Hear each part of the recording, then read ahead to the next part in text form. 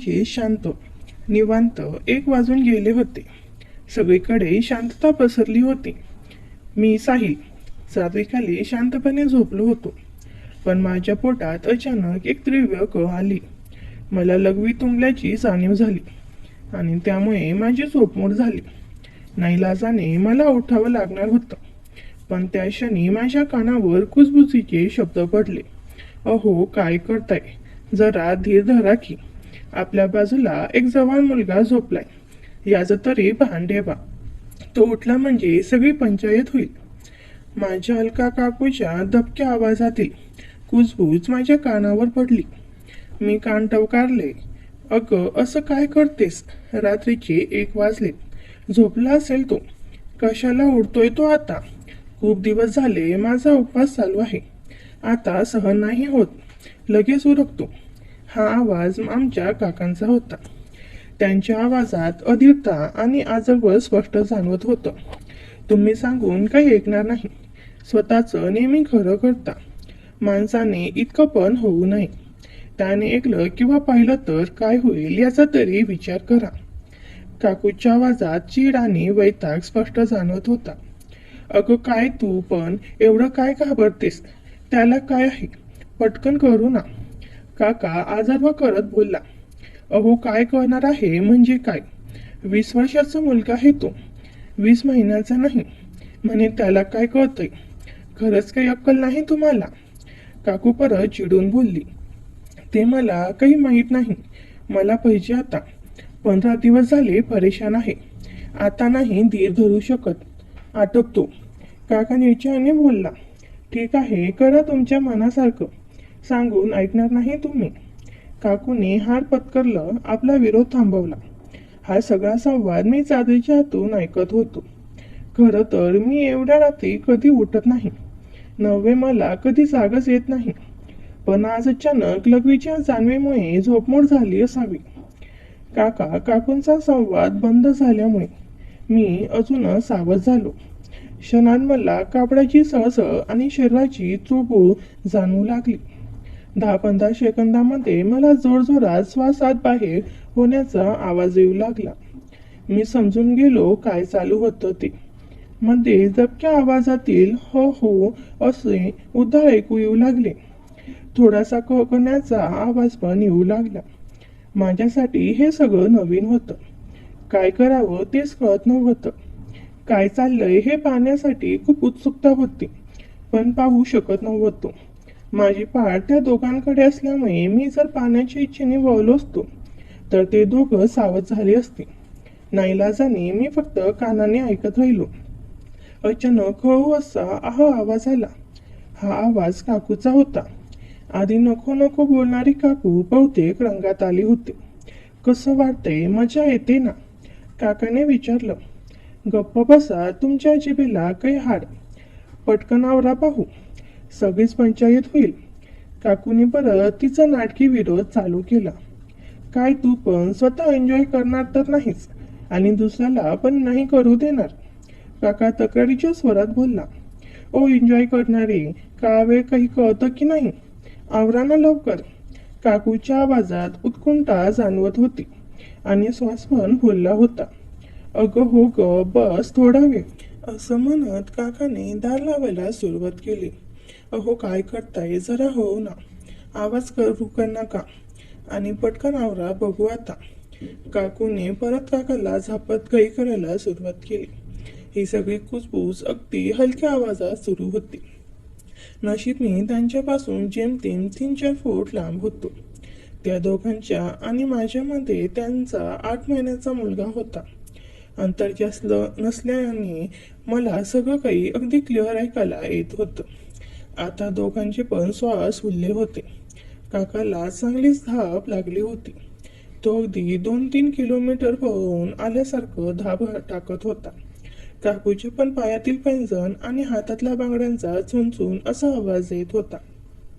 हे सगळं ऐकून माझ्या डोक्यामध्ये गोंधळ निर्माण झाला होता. मी हळूहळू स्वतःला शांत करण्याचा प्रयत्न करत होतो. असं लाईव्ह पाहणं नसलं तरी ऐकणं मी कधी अनुभवलं नसतं, त्यामुळे माझी हालत खराब झाली होती. इकडे काका मात्र जास्त जोमात आला होता.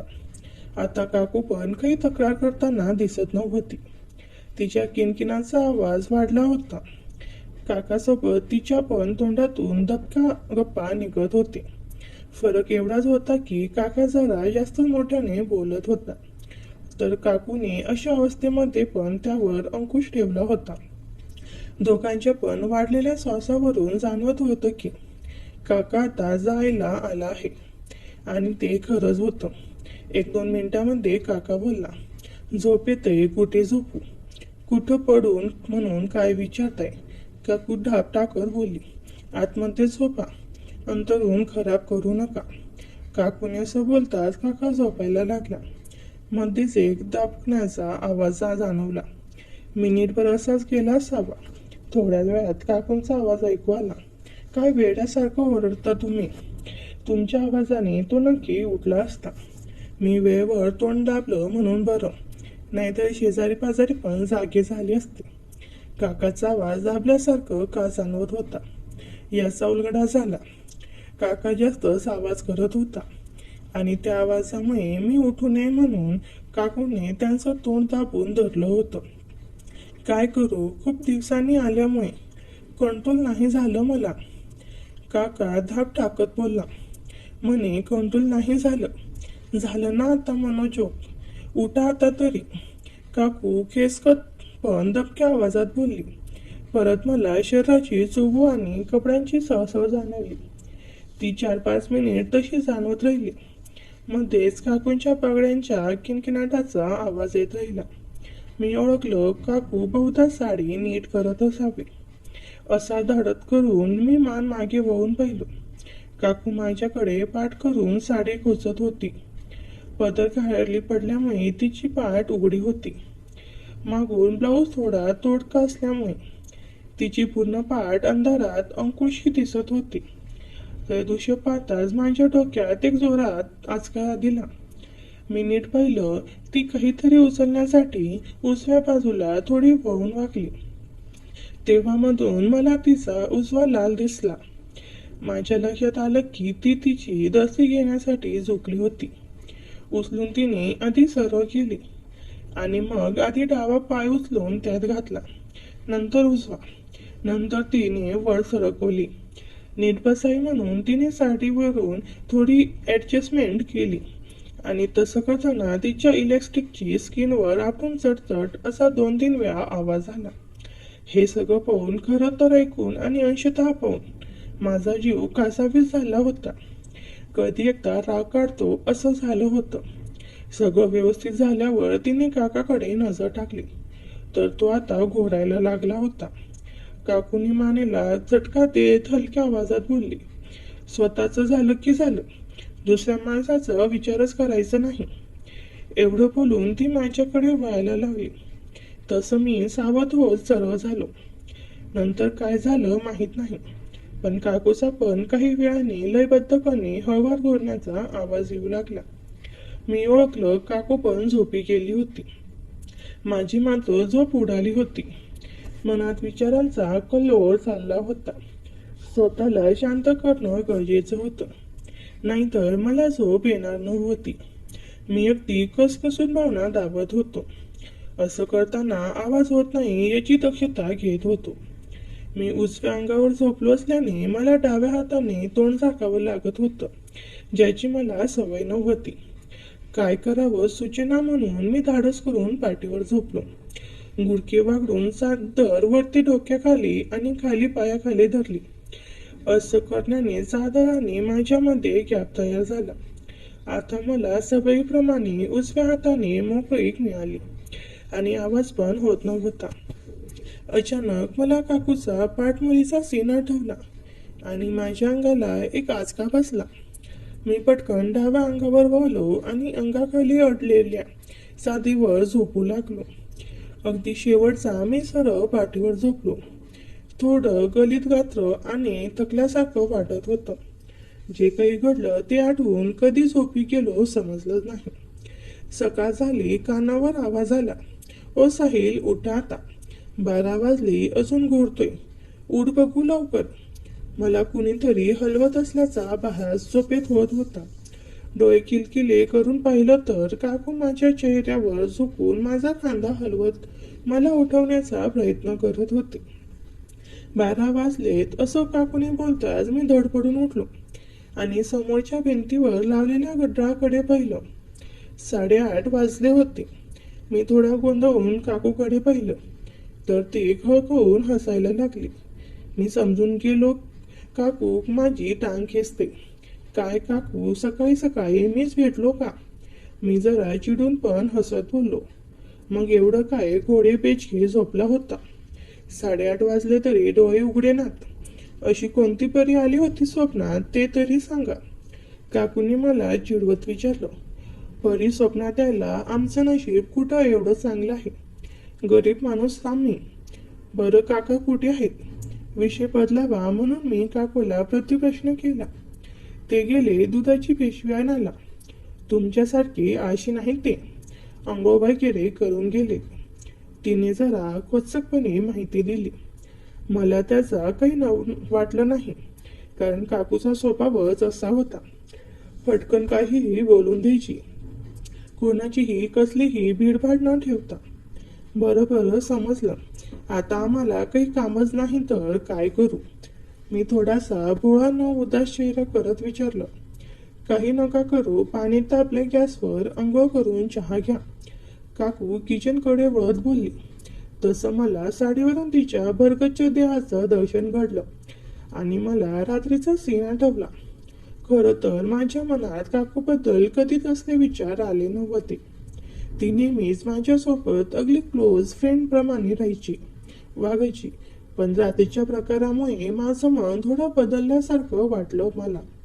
काही सेकंद मी त्याच विचारात हरवलो होतो. तोवर दरवाजा उघडण्याचा आवाज आला. काका दुधाची थैली घेऊन आतमध्ये येत होता. माझ्याकडे पाहत एक मंद स्मित केलं. मला विचारलं, झाली का झोप? हो, आताच उठलोय, आंघोळीला चाललोय असं म्हणत मी आत शिरलो. माझा टूथब्रश आणि पेस्ट घेऊन मी ब्रश करत भूतकाळात शिरलो. मी ज्या काकासोबत राहायला आलो होतो तो माझा सगळ्यात छोटा काका. मला एकूण 4-5 काका आहेत. त्यापैकी 2 काही वर्षापूर्वी वारले आणि आता 3 काका ह्यात होते. बाकी दोघे मुंबईमध्ये होते, तर हा काका पुण्यात सेटल झाला होता. तशी काकाची आर्थिक परिस्थिती, फायनान्शियल स्टेटस बेताचीच होती. तो एका बहुराष्ट्रीय कंपनी MNC मध्ये प्रशासकीय सहाय्यक ॲडमिन असिस्टंट विभागात कामाला होता.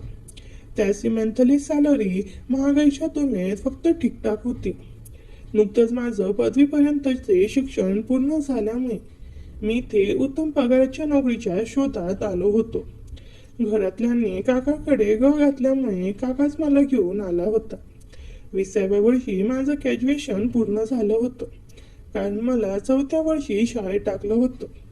तेव्हा आईवडिलांनी अंदाजे जन्मतारीख टाकल्यामुळे मी कमी वयातच शिक्षण पूर्ण करू शकलो. जेव्हा मी काकाकडे आलो तेव्हा मला वाटत होतं की काका शहरात कामाला आहे म्हटल्याबरोबर मोठं घर वगैरे असेल, पण कशाचं काय. इथे येऊन पाहिलं तर फक्त 2 खोल्या, 2 तरी कसल्या तेढच म्हणा. बाहेरची खोली, ज्याला आपण हॉल बोलतो, ती जेमतेम 12 बाय 10ची होती आणि किचन बोलाल तर आतमध्ये पाय टाकता संपून जाईल असं होतं. किचनमध्ये शिरता समोर किचन कट्टा होता, तो पण अगदी लहान. किचन कट्ट्याच्या डाव्या बाजूला 1 कमरे एवढ्या इंचीची एक भिंत, त्यावर 2 पिण्याच्या पाण्याचे हंडे एकावर एक ठेवले होते आणि त्यांच्या शेजारी एक माठ होता.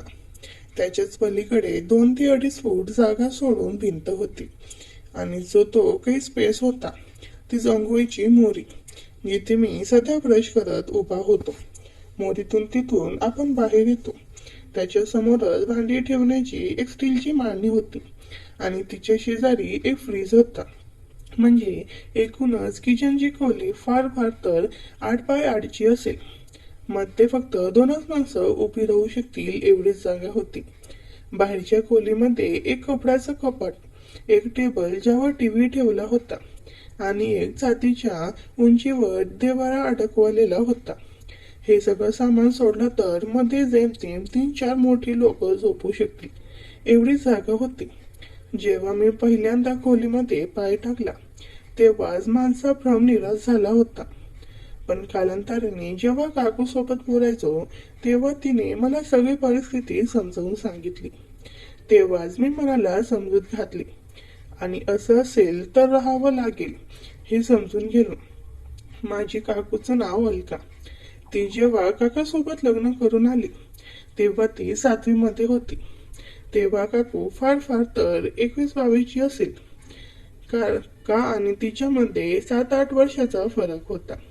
मी शाळेत असल्या कारणाने आणि काकूची 12वी झाल्यामुळे ती माझा अभ्यास घ्यायची. काकाला पगार कमी असल्या कारणाने त्याने लग्न झाल्यानंतर 2-3 वर्ष काकूला गावीच ठेवले होते. नंतर जरा पगार वाढल्यावर तो तिला पुण्याला घेऊन आला. पण ती जोपर्यंत गावी होती तोपर्यंत आमची मस्त गट्टी जमली होती. जेव्हा जेव्हा ती सुट्टीमध्ये गावी यायची तेव्हा मी खूप धमाल करायचो. आमच्या घरातल्या लोकांना पण बरं वाटायचं. आम्ही एकमेकाला एवढा जीव लावतो पाहून.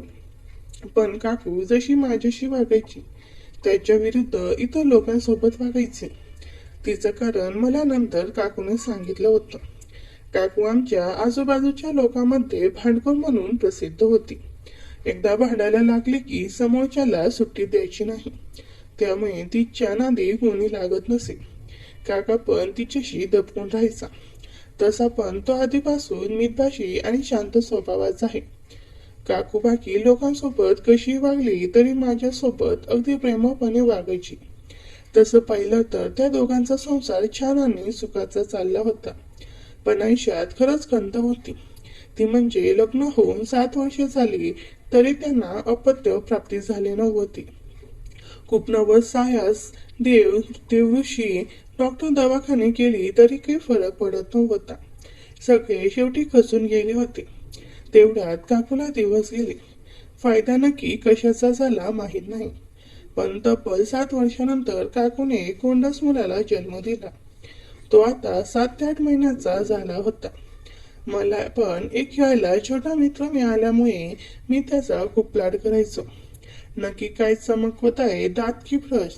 काकूच्या खोचक प्रश्नाने मी दचकून वर्तमान काळामध्ये परत आलो. काकूकडे पाहिलं तर ती माझ्याकडे बारीक डोळे करून कमरेवर हात ठेवून पाहत होती. ओशाळत मी चूळ भरली आणि अंघोळ करायची म्हणून खाली बसलो तर पाहिलं टबमध्ये गरम पाणीच नव्हतं. काकू अजून माझ्याकडे तशीच पाहत उभी होती. मी आणखीनच गोंधळून काकूकडे पाहिलं तर आता ती जरा गालातल्या गालात हसत होती. मी पण तिच्याकडे पाहत मंदपणे हसलो. नक्कीच काहीतरी भानगड आहे. लक्ष कुठं आहे तुमचं? काकूने परत माझी फिरकी घेत विचारलं. काही नाही हो काकू, तुम्ही पाणी होता, मला अंघोळ करू द्या, मी हसत बोललो. काकूत माझ्याकडे तिरक्या नजरेने पाहत गॅसकडे वळली आणि पाण्याचं पातेलं घेऊन टबमध्ये पाणी ओतण्यासाठी वाकली. तिचा पदर जरा सरकला होता आणि त्यामुळे तिचे केस मधून बाहेर पाडण्यासाठी दिसले आणि पुन्हा माझ्या मनामध्ये खळबळ सुरू झाली. तिने आपल्याला त्या अवस्थेत पाहू नये म्हणून मी थोडा मागे सरकलो. पण मला काकूच्या पाठीचे दर्शन झाले. माझ्या भावना दुखावू लागल्या होत्या. काकू वाकल्यामुळे आणि मोरीतल्या अपुऱ्या जागेमुळे तिचं डोकं जेमतेम वीटभरचं माझ्यापासून दूर होतं. तिने उठताच माझ्या तिला दर्शन होऊ नये म्हणून मी पटकन खाली बसलो. अगदी त्याच वेळेस काकू पाणी ओतून उभी राहिली. मी चौट्यावर बसल्यामुळे माझे गुडघे छातीपर्यंत आले होते आणि मी माझा हावभाव लपवण्यात यशस्वी झालो होतो. काकूने माझ्याकडे एक कटाक्ष टाकत तिथून जाता जाता बोलली, लवकर आवरा, चहा थंड होते. मी कशीबशी घाईत अंघोळ उरकली आणि अंग पुसून झाल्यावर टॉवेल आडवा लावून बाहेर आलो. मी काकूला आवाज दिला तशी काकू नेहमीप्रमाणे कापड घेऊन आली. मी तिच्या हातातून कापड घेतली आणि तिच्याकडे पाहिलं. काकू गॅसवर चहा गरम करण्यात व्यस्त होती आणि माझ्याकडे तिची पाठ असल्यामुळे मला परत तिच्या सौंदर्याचं दर्शन झालं. पुन्हा रात्रीचा प्रसंग आठवला आणि परत माझ्या भावना उंचबळून यायला लागल्या. काकूने पाहू नये म्हणून मी पटकन तिथून बाहेरच्या खोलीत आलो तर काका बॅग घेऊन बाहेर पडायच्या तयारीत होता. त्याची ही नेहमीची वेळ होती. आता सकाळी 9ला गेला की रात्री 9लाच परत येणार. दिवसभर काकू एकटीच असायची आणि आता मी आल्यामुळे तिला गेले 15 दिवस माझी सोबत झाली होती. काका कामावर गेला. मी काकूने दिलेल्या पोहाचा नाश्ता केला. काकू किचन मध्ये बिझी झाली आणि मी बाळाला खेळवण्यात. असं होतं आमचं गेल्या 15 दिवसाचं दैनंदिन जीवन. हे आमचं रुटीन एखाद्या तलावातल्या शांत पाण्यासारखं होतं. आणि शांत पाण्यात जेव्हा एखादा खडा पडल्यावर जसे तरंग उठतात तसे आमच्या आयुष्यात पण उठले. अर्थात हे काय अचानक नाही उठले. झालं असं की काल रात्री जो प्रसंग घडला होता तोच पुढच्या बऱ्याच रात्री पण घडला. फरक एवढाच होता की काल जसं काकूने माघार घेतली होती तशी नंतर नाही घेतली. काका विनंत्या सर्व करायचा पण काकू त्याला दाद देत नव्हती. माझ्या वागण्यामुळे तिला बहुधा संशय आला होता आणि म्हणूनच ती काकाला नकार देत असावी. कारण काही असलं तरी काकूचा फुकटचा उपास होत होता आणि त्याला कारण मीच आहे असं मला वाटू लागलं होतं. त्यामुळे माझंच मन मला खात होतं. प्रत्येक रात्री काकूने दिलेल्या नकारामुळे काकाची चिडचिड होत होती आणि त्यामुळे काका चिडचिडासा झाला होता. त्यांच्या दोघांमधील टेन्शन वाढल्याचं दिसत होतं. मला काकाची ही अवस्था पावत नव्हती आणि काकू पण थोडीशी हिरमुसल्याप्रमाणे दिसत होती. पुढचे 10-12 दिवस असेच गेले. दिवस गणिक मला त्यांच्यामधील टेन्शन जाणवत होतं. काका आता माझ्याशी पहिल्यासारखा बोलत नव्हता. कुणीच कुणाला बोलत नव्हतं म्हणून मग मीच की कोंडी फोडण्याचं ठरवलं. मला त्या दोघांच्या वैवाहिक आयुष्यातील दुराव्याचं कारण बनायचं नव्हतं. माझ्या या विचाराला त्या रात्रीच्या प्रसंगाने जास्तच बळ मिळाली. झालं असं की त्या रात्री आम्ही जेवण करून 11च्या आसपास झोपी गेलो. रात्री 2च्या आसपास मला परत जाग आली पण मला यावेळेस सर्व शांत शांत जाणवलं. मी पाठीवर झोपलो होतो आणि खूप वेळ तसं झोपल्यामुळे पाठीला रंग लागली होती. सर्व काही शांत आहे असं समजून मी माझ्या डाव्या अंगाला वळालो आणि मला काहीतरी धडपड पडल्याचा आवाज आला. मी फक्त 1 सेकंद डोळे उघडले असतील. त्यातच मला समजलं काय असेल ते. मी झोपलोय असं समजून काका आणि काकू आले होते आणि माझ्या अचानक असं बोलण्याने ते सावध झाले. प्रसंग असा होता की काका त्या रात्री प्रमाणे काकूवर राग देत होता पण ते जोराने नसल्यामुळे त्याचा आवाज होत नव्हता. जेव्हा तसा मी डाव्या अंगावर वाळलो काका पटकन उतरण्याचा प्रयत्न करू लागला आणि काकू तिचे पाय तिने काकाच्या पायावर टाकले होते. ते खाली घेऊ लागले. परिणाम असा झाला की काकाचा पाय तिच्या पायात अडकून काका उजव्या अंगावर पडला न त्याच्याच आवाज झाल्यामुळे मी डोळे उघडले होते. काय घडलं हे मला समजल्यामुळे मी पटकन डोळे बंद केले. माझं मलाच वाईट वाटलं. त्यांच्या रंगात मी भंग आणला होता. माझी झोप उडाली होती तरी मी डोळे मिटून गप्प पडून होतो. थोड्या वेळाने मला परत हालचाल जाणवली पण मी डोळे उघडले नाही. दरवाजा आपटल्याचा आवाज झाला. तसं मी डोळे किलकिले करून पाहिलं तर काकू माझ्याकडे पाठ करून झोपली होती. म्हणजे काका बाहेर कॉमन संडासमध्ये गेला होता. जाताना त्याने दरवाजा थोडा जोरात आदळला होता. याचा अर्थ त्याला राग आला होता. मी तसा स्वतःला कोसत बडून राहिलो. नंतर काका आतमध्ये कधी आला न मला कधी झोप लागली कळलंच नाही. सकाळी उठलो तेव्हा काका ऑफिसला जायची तयारी करत होता. काकू नेहमीप्रमाणे किचन मध्ये बिझी होती. मी अंघोळ करेपर्यंत काका नाश्ता करून ऑफिसला निघून गेला. मी न काकू दोघे असल्यामुळं मी आज काय तो सोक्षमोक्ष लावायचा ठरवून टाकला. अंघोळ करून मी बाहेरच्या खोलीत आलो. कपडे घातले. काकूने चहाचा कप मला आणून दिला आणि काही न बोलता किचन मध्ये निघून गेले. मला कसं तरीच वाटलं. काका पण बोलला नाही.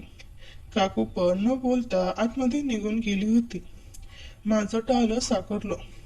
मी तडक चहाचा कप घेऊन किचन मध्ये गेलो. काकू माझ्याकडे पाठ करून चपात्या लाटत होती. दुसऱ्या शेगडीवर कालवण शिजत होतं. मी एकदा काकूच्याकडे नजर फिरवली आणि बोललो, काकू मला थोडं बोलायचं आहे. हा बोला ना, काय झालं? काकूने माझ्याकडे न पाहता प्रश्न विचारला. मला वाटलं काकू मला टाळत होती आणि फक्त रिप्लाय द्यायचा म्हणून देत होती, म्हणून मी जरा जास्तच गंभीर झालो होतो. काकू, मला महत्वाचं बोलायचं आहे.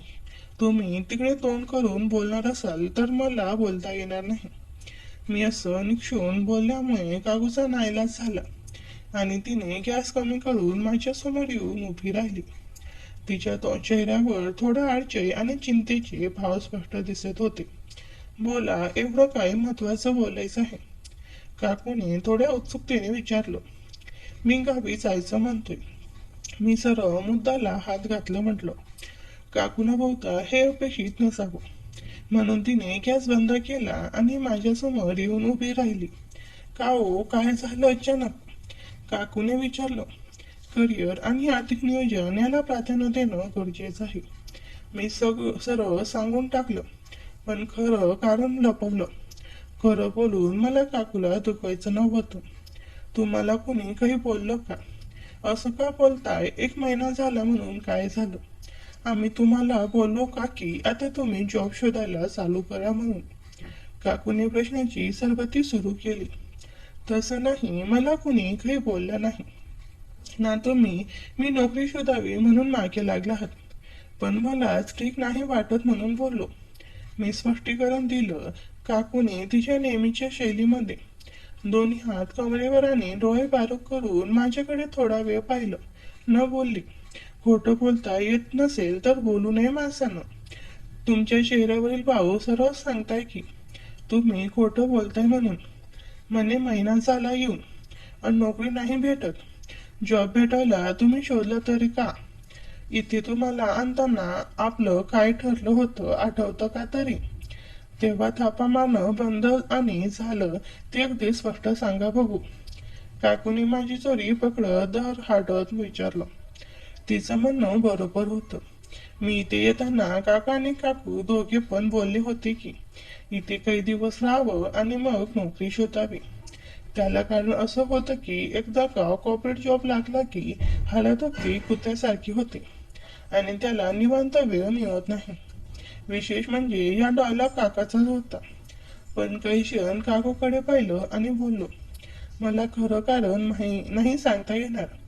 ती इच्छा असून पण मी सांगू नाही शकत. तेव्हा प्लीज मला जाऊ द्या. नाही, ते शक्य नाही. तुम्ही अशी निघून गेल्यावर मी वहिनींना म्हणजे माझी आई काय उत्तर देऊ? काकूने तिची काळजी बोलून दाखवत पुढे म्हटलं. तुम्हाला इथे चांगला जॉब लागेपर्यंत तुमची काळजी घ्यायची शब्द दिलाय मी त्यांना. तेव्हा मी तुम्हाला असं जाऊ देऊ शकत नाही. तुम्हाला खरं काय आहे ते सांगावंच लागेल. काकूच्या डोळ्यात पहिल्यांदा मला निरागस काळजी दिसली. तिच्या शब्दातली ठामपणा पाहून मला जाणवलं की ती खरोखरच माझ्या आईला दिलेला शब्द पाळण्यासाठी मला जाऊ देणार नाही. काकू, मी अत्यंत दबक्या आवाजात बोललो. मला तुमच्या व्यक्तिगत आयुष्यात ढवाढव करायची नाहीये, पण माझ्यामुळे तुमच्या दोघांमध्ये काहीतरी पिनसलं आहे हे मला जाणवते. काकूने अडचणी आणि गोंधळून माझ्याकडे पाहिलं. तू हे काय बोलतोस साहिल? तुझ्यामुळे काय बिघडलं? रात्रीचं जे काही तुमच्या दोघांमध्ये होतंय ते मी ऐकले. मी हळूच आणि अत्यंत कष्टाने हे शब्द उच्चारले आणि मला वाटलं तुमच्या दोघांमधील वाढलेला तणावाला माझा इथे असणं हेच कारण आहे. मी इथून गेलो तर सगळं पुन्हा व्यवस्थित होईल. काकूचा चेहरा पांढरा फटक पडला. तिची नजर खाली गेली. कमरेवरची तिची हात खाली पडली. तुम्ही किती रात्री ऐकलं? काकूने अत्यंत हळू आवाजात विचारलं. फक्त पहिल्या रात्री आणि नंतर काल रात्रीचा प्रसंग जेव्हा काका बाहेर पडले होते. मी मान खाली घालून बोललो. काकूने एक दीर्घ श्वास घेतला आणि माझ्या खांद्यावर हात ठेवला. साहिल, माझ्याकडे बघ. मी वर पाहिलं. तिच्या डोळ्यात आता चीड किंवा वैताग नव्हता, तर एक खोल दुःख आणि अपराधी भावना होती. साहिल, जे काही तू ऐकलंस ते सगळं खरं आहे, ती म्हणाली. पण तू त्याबद्दल विचार करून इथे येऊन महिना झाला तरी जॉब शोधायचं सोडून गावी जायचं बोलत आहेस. हे मला खरं वाटत नाही. माझा संशय खरा ठरला. हो, तू पहिल्या रात्री नंतर खूप शांत शांत राहायला लागला होतास. तू सकाळी उठल्यावर माझ्याकडे ज्या नजरेने पाहिलं होतंस त्या दिवशी मी ओळखलं होतं. मला वाटलं होतं की तू काहीतरी ऐकलंस. म्हणूनच मी काकांना नकार देत होती. कारण मला लाज वाटत होती, भीती वाटत होती की तू पुन्हा ऐकशील आणि आमच्याबद्दल गैरसमज करून घेशील. काकूंचा आवाज आता भरून आला होता. पण तू याबद्दल एवढा विचार करशील ज्यामुळे तू तुझ्या भविष्याचा विचार न करता इथून निघून जाण्याचा विचार करशील, हे मला सहन होत नाहीये. ती पुढे म्हणाली. आणि राहिला प्रश्न आमच्या वैयक्तिक आयुष्याचा, तो माझा प्रश्न आहे. तू माझ्या मुलासारखा आहेस. आमच्या नात्यात तू अडथळा नाहीस, तर आधार आहेस.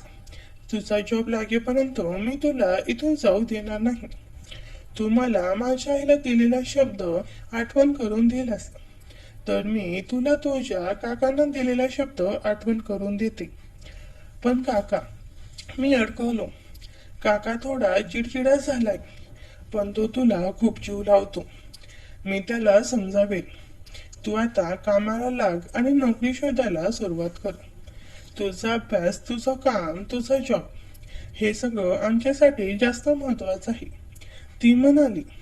तिच्या शब्दांनी माझ्या मनावरचं ओझं थोडं हलकं झालं. माझ्या मनात काकूबद्दल निर्माण झालेल्या गोंधळाची जागा आता तिच्या मायेने आणि आपुलकीने घेतली होती. मी आजपासून नोकरी शोधायला सुरुवात करतो काकू, मी दृढ निर्जयाने बोललो.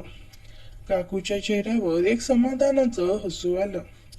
तिने माझ्या डोक्यावर मायेने हात फिरवला आणि म्हणाली, आता पटकन चहा घे आणि कामाला लाग.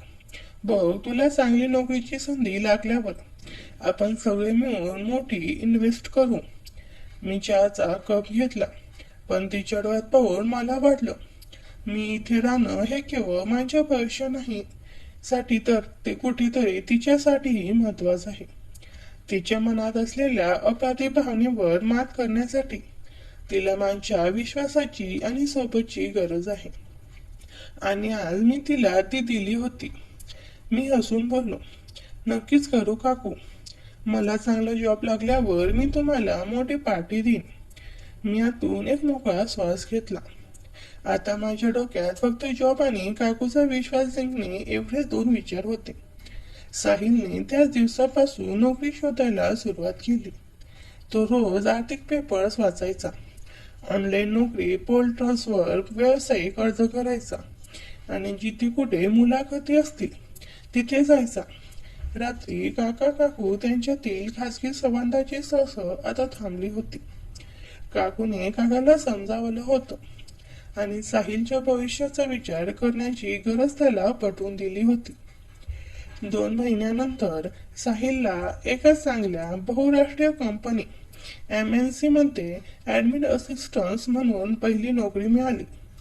त्याचा पगार पॅकेज अपेक्षित चांगला होता. पहिल्या पगारानंतर त्याने काका काकू आणि बाळासाठी लहानशी भेटवस्तू घेतली आणि उर्वरित रकमेतून SIP सुरू करण्याची योजना राखली. काकाने त्याला रात्री आनंदात मिठी मारली आणि म्हणाला, साहिल, तू आज आमच्या कुटुंबासाठी अखंड आधार बनला आहेस. साहिलने काकाकडे पाहिलं. त्याला आता जाणवलं होतं की ज्या व्यक्ती क्षणामुळे त्याला गैरसमज झाले होते त्या क्षणापेक्षा नात्यातील आपुलकी आणि दिलेला शब्द जास्त महत्वाचा असतो. काही महिन्याने त्याला पुन्हा स्वतःसाठी भाड्याने सोय रेंटल अकोमोडेशन येऊन बाहेर पडणं शक्य होतं आणि गृहकर्जावर विचार करणंही. पण काकूने त्याला स्पष्ट सांगितलं, लॉंग टर्म फायनान्शियल प्लॅनिंग महत्वाचं आहे. तू इथे थांबणार, पुण्यात तुझं पुढचं घर आहे हे. आणि साहिलनेही आता त्यांच्यासोबत राहणं स्वीकारलं होतं. रात्री झोपताना जेव्हा कधी त्याला त्यांच्या खोलीतून हळू आवाजातील कोणताही आवाज आला, तेव्हा त्याने तो आवाज नात्यातील प्रेमाचा आणि समाधानाचा आहे असं समजून कान बंद केले आणि शांतपणे झोपी गेला. मनातील अपराधी भाव आता पूर्णपणे मावळला होता आणि साहिल आता एका नवीन जबाबदार करिअर आयुष्याची सुरुवात करत होता.